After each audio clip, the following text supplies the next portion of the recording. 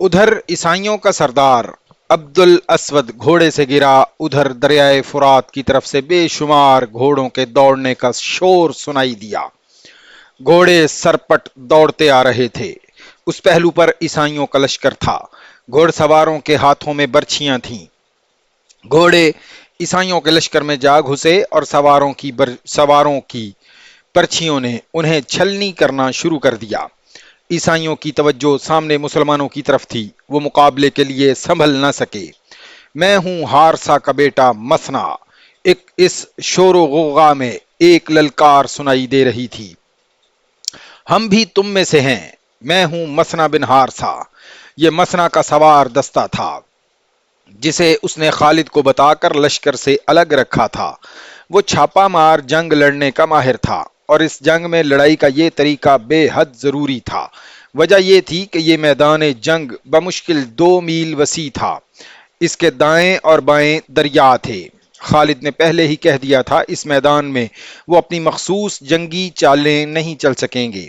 اپنے سالاروں سے انہوں نے کہا تھا کہ آمنے سامنے کی لڑائی میں وہ صرف اس صورت میں کامیاب ہو سکتے ہیں کہ دشمن پر بہت تیز اور شدید حملہ کیا جائے، بلکہ حملہ موج در موج ہو، یعنی ایک دستہ دشمن سے ٹکر لے کر پیچھے ہٹے اور دوسرا دستہ حملہ کرے۔ خالد نے اپنی فوج کو اسی قسم کے حملوں کی تربیت دے رکھی تھی اور اکثر اس کی مشق وہ کراتے رہتے تھے۔ خالد نے حملے کا حکم دے دیا، انہوں نے پہلوؤں کے دستوں کو بھی اس حملے میں جھونک دیا۔ حملے کی پہلی فوج کی قیادت خالد نے خود کی۔ پہلوؤں کے سرداروں عاصم بن عدی نے بھی اپنے اپنے دستے کے ساتھ خود جا کر حملہ کیا۔ آتش پرستوں نے جم کر مقابلہ کیا۔ وہ تازہ دم تھے، مجاہدین تھکے ہوئے تھے، لیکن مسلمانوں کو یہ فائدہ مل گیا کہ آتش پرست ابھی پوری طرح لڑنے کے لیے تیار نہیں تھے۔ یورپی مورخوں نے صاف لکھا ہے کہ فارس کی فوج ذہنی طور پر بھی لڑنے کے لیے تیار نہیں تھی۔ یہ فوج بھوکی تھی اور اسے وہ کھانا چھوڑنا پڑا تھا جو اس کے لیے خاص طور پر پکوایا گیا تھا۔ اس کھانے کے لیے تو انہوں نے مسلمانوں کی بھی پرواہ نہیں کی تھی۔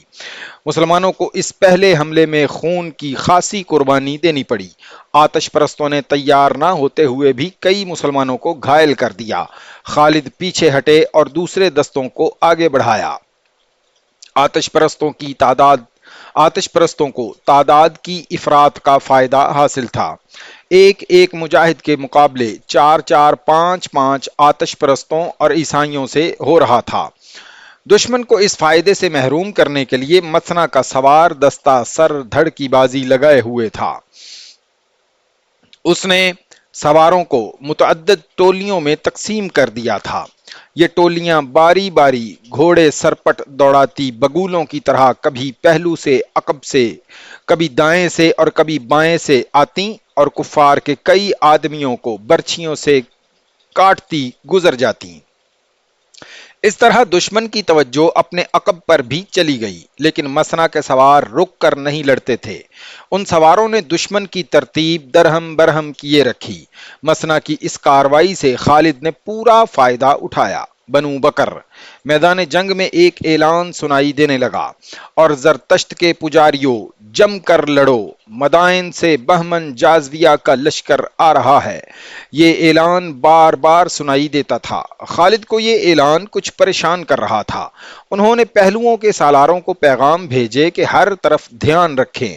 خالد نے اپنے محفوظہ کے دستوں کو بھی خبردار کر دیا کہ عقب سے حملے کا خطرہ ہے۔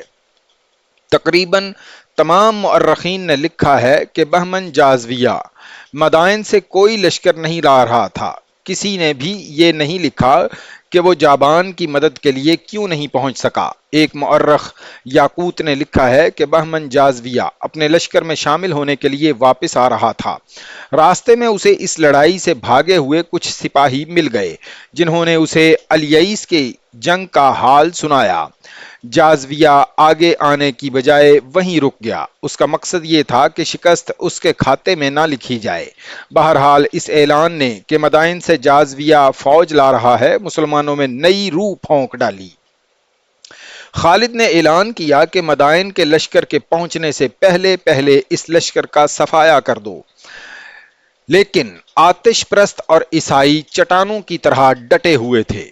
خالد دعا تو کرتے ہی تھے، لیکن یہ پہلا موقع تھا کہ خالد گھوڑے سے اترے، زمین پر گھٹنے ٹیکے اور ہاتھ بلند کر کے دعا کی، خدائے ذوالجلال ہمت عطا فرما کہ ہم اس لشکر کو نیچا دکھا سکیں۔ میں عہد کرتا ہوں کہ میں تیرے دین کے دشمنوں کے خون کا دریا بہا دوں گا۔ اب کہ خالد نے نئے جوش و خروش سے حملے کروائے، پہلوؤں کے دونوں سالاروں نے دشمن کو نیم دائرے میں لے لیا۔ عقب سے مسنا بن حارثہ کے سواروں نے اپنی چھاپا مار کاروائیاں جاری رکھی۔ 2-3 گھنٹے بعد صاف نظر آنے لگا کہ دشمن کے قدم اکھڑ رہے ہیں۔ چونکہ دشمن کی تعداد زیادہ تھی، اس لیے اس کے مرنے اور زخمی ہونے والوں کی تعداد بھی زیادہ تھی۔ یہ حالت دیکھ کر آتش پرستوں اور عیسائیوں کے وہ لوگ جو پہلی 3 جنگوں سے زندہ بھاگ نکلے تھے، حوصلہ ہار بیٹھے اور جانے بچانے کے لیے میدان جنگ سے کھسکنے لگے۔ پھر لشکر کے دوسرے لوگ بھی پیچھے ہٹنے لگے۔ یہ صورت دیکھ کر مسلمانوں نے اپنے حملوں میں مزید شدت پیدا کر دی۔ پھر اچانک یوں ہوا کہ کفار نے بھاگنا شروع کر دیا۔ تعقب کرو! خالد نے اپنے تمام لشکر میں قاصد اس پیغام کے ساتھ دوڑا دیے اور بلند آواز میں اعلان بھی کرایا، انہیں بھاگنے مت دو، انہیں قتل بھی کرو اور زندہ پکڑ کر لاؤ۔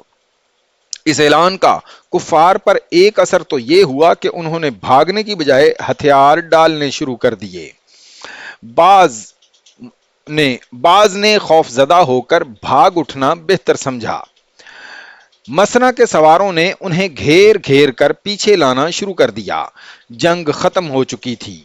میدان جنگ لاشوں اور تڑپتے اور بے ہوش زخمیوں سے اٹا پڑا تھا۔ ایک طرف وہ کھانا محفوظ پڑا تھا جو دشمن کے لشکر کے لیے تیار کیا گیا تھا۔ خالد کے حکم سے مجاہدین کھانے پر بیٹھ گئے۔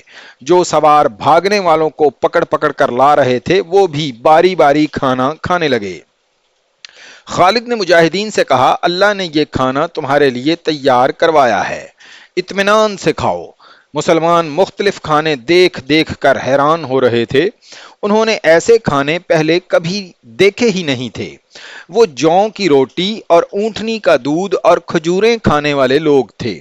مورخوں نے لکھا ہے کہ دشمن کے جن آدمیوں کو زندہ پکڑ کر لایا جا رہا تھا، انہیں خالد کے حکم سے خصیف کے کنارے لے جاتے اور ان کے سر اس طرح کاٹ دیے جاتے کہ سر دریا میں گرتے تھے۔ ان کے دھڑ اس طرح کنارے پر پھینکے جاتے کہ ان کا خون دریا میں جاتا تھا۔ اس طرح قتل ہونے والوں کی تعداد ہزاروں کے حساب سے تھی۔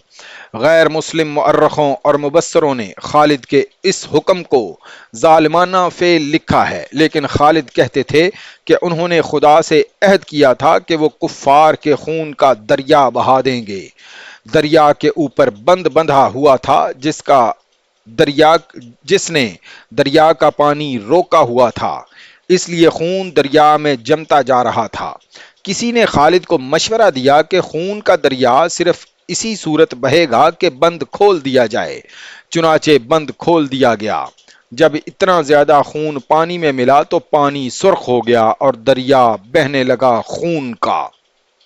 اسی لیے تاریخ میں اس دریا کو دریائے خون لکھا گیا ہے۔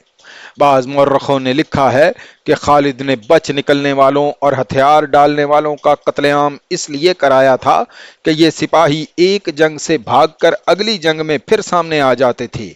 اس کا علاج خالد نے یہ سوچا کہ دشمن کے کسی ایک بھی سپاہی کو زندہ نہ رہنے دیا جائے۔ کہتے ہیں 3 دن آتش پرستوں اور عیسائیوں کو قتل کیا جاتا رہا۔ اس طرح قتل ہونے والوں کی تعداد ملا کر دریائے خون کی جنگ میں جو آتش پرست اور عیسائی مارے گئے، ان کی تعداد 70,000 تھی۔